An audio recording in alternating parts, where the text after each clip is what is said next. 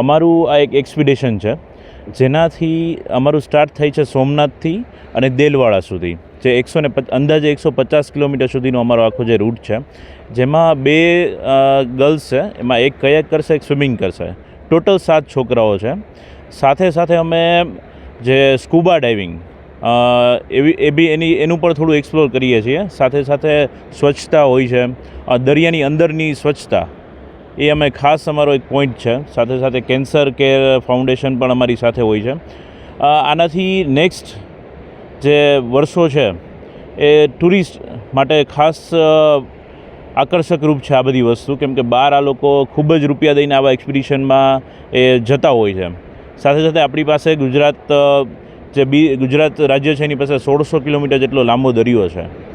તો એ બાબતે ઘણું બધું ગુજરાત સરકારને પણ ઘણી બધી આવક છે આવા એક્સપિડિશન કરવાથી. આમ એક ખાલી એક એક્ઝામ્પલ તરીકે આખું એક એક્સપિડિશન આ છોકરાઓ મારફત અમે કરાવવા માંગીએ છીએ. અત્યારે આજે અમે બીજો દિવસ અમારો પૂરો થયો છે. ટોટલ 10 દિવસનું અમારું એક્સપિડિશન છે. આજે બીજો દિવસ સંપૂર્ણપણે પૂરો થયો છે. આજે છોકરાઓએ 12 કિલોમીટર જેટલું અંદાજે સ્વિમિંગ કર્યું છે અને આજે સૂત્રાપાડાથી ચાલુ કરી અને વડોદરા ગામ ખાતે અમે આજે એક્ઝિટ લીધું છે. દરિયો ખૂબ જ શાંત છે અમારા પ્રમાણે, કેમ કે જે કિનારો ઇલાકો છે એ થોડોક એટલે ભયખળવાળો ને એવો છે, પણ જેમ તમે અંદર જાઓ છો એમ ખૂબ જ શાંત દરિયો છે અને ખૂબ જ સરસ એકદમ ક્લીન બીચ છે.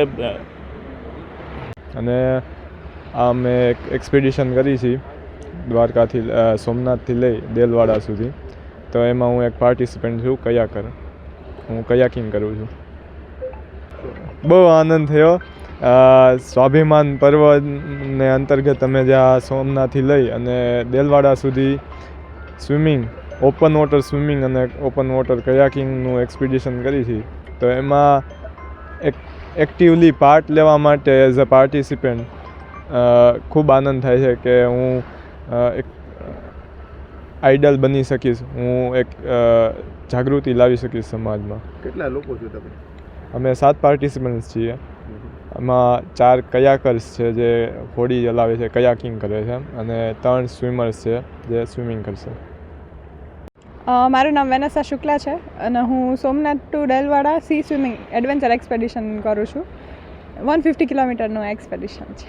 આમાં પ્રિકોશન ઘણા લેવા પડે, કેમ કે સી છે એ એક ઓપન સ્પેસ થઈ, તો એના માટે અમે લોકોની હારે લાઈફ સેવિંગ બોટ્સ હોય છે. અમે લોકો ખુદ એના માટેની ડાયટ સ્પેશિયલ હોય, પ્લસ એટલી પ્રેક્ટિસ કરી હોય. દરિયામાં આપ સ્વિમિંગ કરો છો, દરિયાઈ જીવસૃષ્ટિ આપને કંઈ બાજુમાં ન આવે એના માટે કયા પ્રિકોશન રાખો છો? એના માટે અમે લોકો બોડી ઉપર ગ્રીસ અપ્લાય કરીને પડીએ, જેનાથી જે દરિયાઈ જીવસૃષ્ટિ છે એ અમને એની હારે એન્કાઉન્ટર થાય. પ્લસ અમે એની જોડે જે શાર્ક રેપલન્ટ પાવડર હોય એ અમે અપ્લાય કરીને પડીએ, એટલે ડેન્જર્સથી. એક્સાઇટમેન્ટ તો ઘણું જ છે કે મને આ ઓપોર્ચ્યુનિટી મળી. સોમનાથ શિવજીથી લઈ અને દેલવાડા પાર્શ્વનાથ દાદાને કનેક્ટ કરતું સી ત્યાં તરવા મળ્યું.